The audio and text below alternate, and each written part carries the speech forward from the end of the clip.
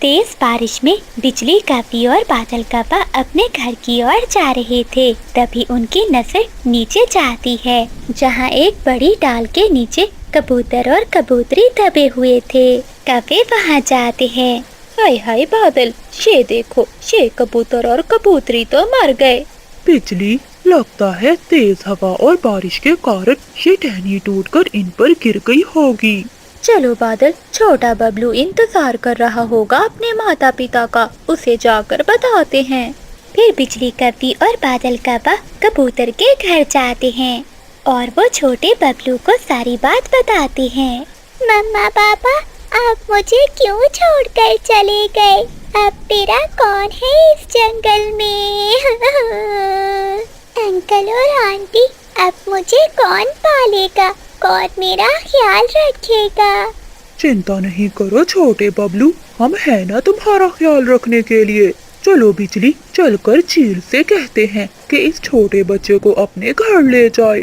फिर बिजली कपी हंसने लग जाती है और वो दोनों पति पत्नी वहाँ से चले जाते हैं।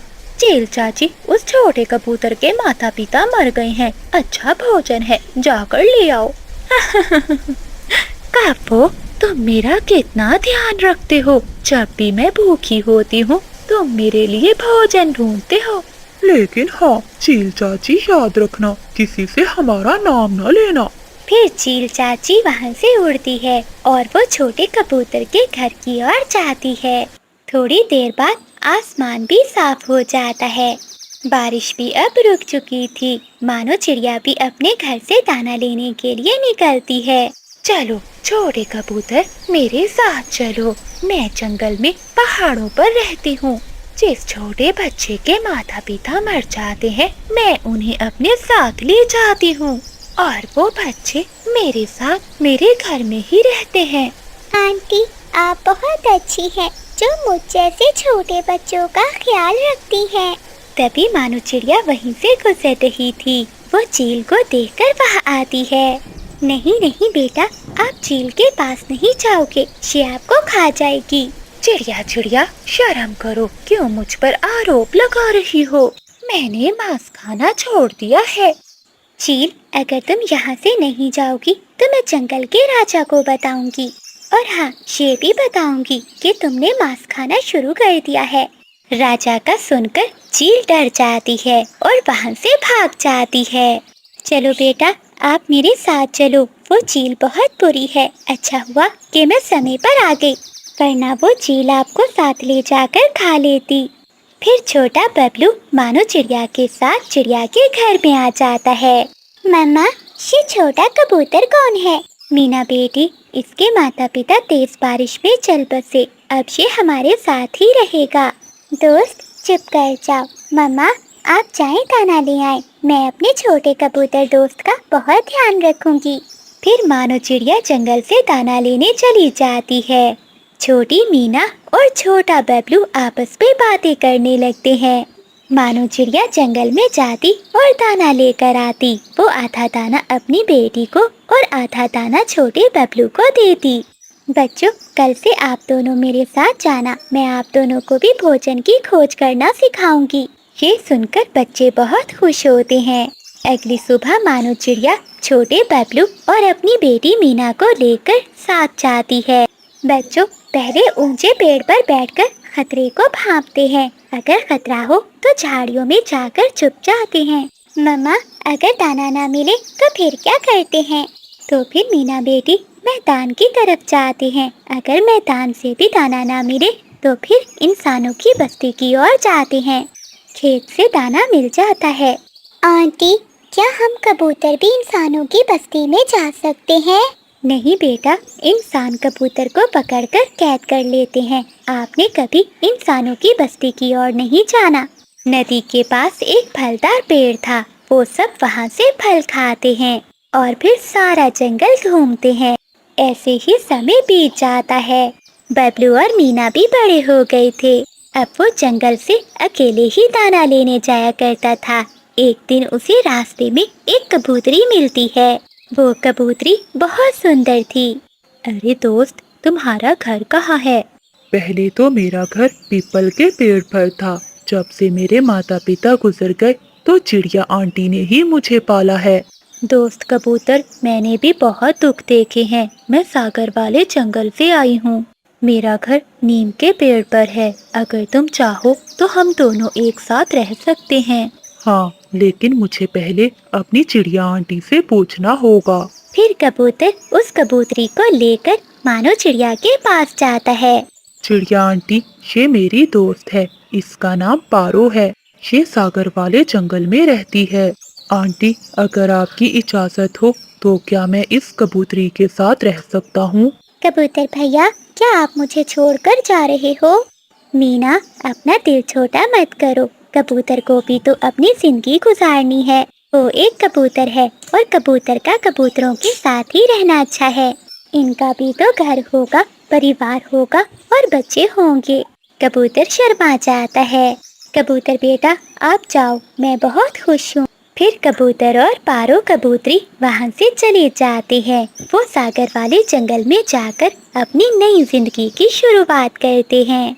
मानो चिड़िया ने कबूतर को जीना सिखाया, उसे पाल पोस कर बड़ा किया, जिसे कबूतर हमेशा याद रखेगा। जंगल में कई दिनों से लगातार बारिशें हो रही थीं। बादल जी, जब मैं छोटी थी तो ऐसी बारिश में मेरी माँ मुझे खिचड़ी बनाकर खिलाया करती थी।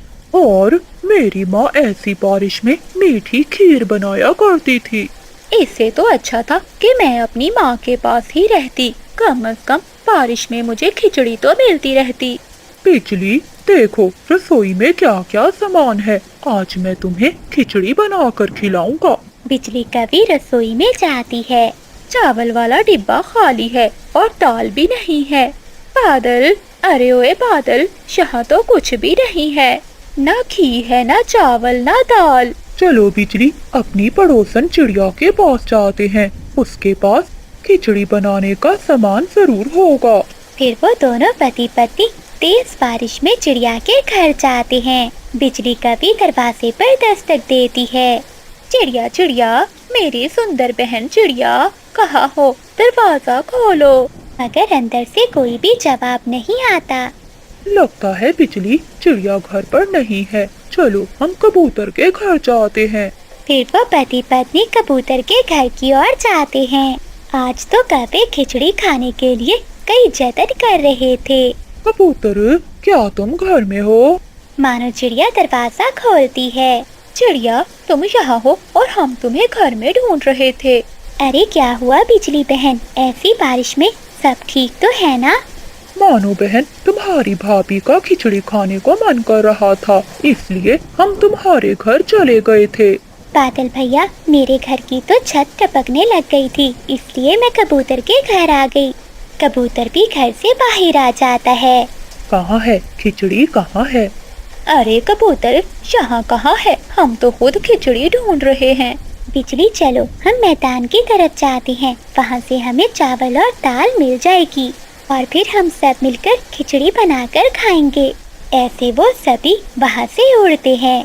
वो अभी घने जंगल के पास पहुँचे ही थे कि हवा बहुत तेज हो जाती है और बिजली कभी तेज हवा से एक दिशा में उड़ जाती है। बिजली, बिजली नहीं है चिड़िया, मेरी बिजली कहाँ चली गई? हमें बिजली की खोज करनी होगी। लगता है वो तेज हवा से उड़ गई है। फिर वो तीनों दोस्त बिजली कवि की खोज करने लगते हैं। बिजली कवि तो किसी पतंग की तरह उड़ रही थी। बिजली कवि जाकर एक बड़े पेड़ से टकराती है और गिर जाती है। बादल भैया, आप चिंता न करें, जब बारिश रुकेगी तो बिजली कवि घर आ जाएगी। अगर मुझे पहले मालूम होता तो हम कभी खिचड़ी खाने की जिद न करते। हमें जंगल की दूसरी तरफ जाकर देखना होगा, क्योंकि हवा उसी तरफ चल रही है। तभी वहाँ बुलबुल आ जाती है। एक कवि उड़ती हुई उस दिशा में जा रही थी, आप जाकर वहाँ देखें। फिर वो सभी दोस्त बुलबुल की बताई हुई दिशा की ओर चले जाते हैं। बारिश रुकने की बजाय और भी तेज हो गई थी। सो रही मेरी पत्नी पेड़ के नीचे। मैं बच गई बादल। बिजली, तुमने ही तो जिद की थी ऐसी बारिश में खिचड़ी खाने के लिए। जी तो तुम्हारा भी कर रहा था, वरना तुम मेरे कहने पर कभी बाहर ना आते। चलो दोस्तों, अभी हमें चावल और दाल लेने भी जाना है। अभी वो उड़े ही थे कि उनका पुराना दोस्त तोता वहाँ आ जाता है। अरे आप सब यहाँ, वो भी इतनी तेज बारिश में। तोते भैया, हम तो मैदान में से चावल और दाल लेने जा रहे हैं क्योंकि बिजली और बादल का खिचड़ी खाने को बहुत मन कर रहा है। वो सामने मेरा घर है। जब तक बारिश हो रही है आप सब वहीं रुक जाएं। जब बारिश रुक जाएगी तो फिर सब चले जाना। फिर चीकू तोता उन सबको अपने घर में ले जाता है। अरे तोते भाई, घर में क्या बन रहा है? खुशबू तो बहुत अच्छी आ रही है। पीछे से तोते की पत्नी रसोई से बाहर आती है। मैं अपने पति के दोस्तों के लिए ये खिचड़ी लेकर आई हूँ। क्या आपको खिचड़ी पसंद है? ये सुनकर सब हैरान हो जाते हैं। तोती बहन, ये खिचड़ी खाने के लिए ही तो हम सब बारिश में मारे मारे फिर रहे हैं। फिर तोते की पत्नी सभी पक्षियों को गरम गरम खिचड़ी देती है और सारे पक्षी मजे मजे से वो खिचड़ी खाते हैं। खिड़की में आकर बुलबुल भी बैठ जाती है। दोस्तों, क्या मुझे भी ये गरम गरम खिचड़ी मिलेगी? फिर सभी पक्षी जोर जोर से हंसने लगते हैं और बुलबुल को भी खिचड़ी मिल जाती है। प्यारे दोस्तों, इस कहानी को लाइक, चैनल को सब्सक्राइब और अपने दोस्तों के साथ शेयर करना मत भूलिएगा। आपका धन्यवाद।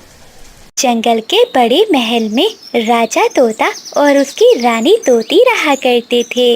वो दोनों बहुत खुश थे क्योंकि कई सालों बाद उनके यहाँ संतान आने वाली थी। मेरी रानी, अब तुम्हें अपना बहुत ध्यान रखना होगा क्योंकि हमारी संतान इस दुनिया में आने वाली है।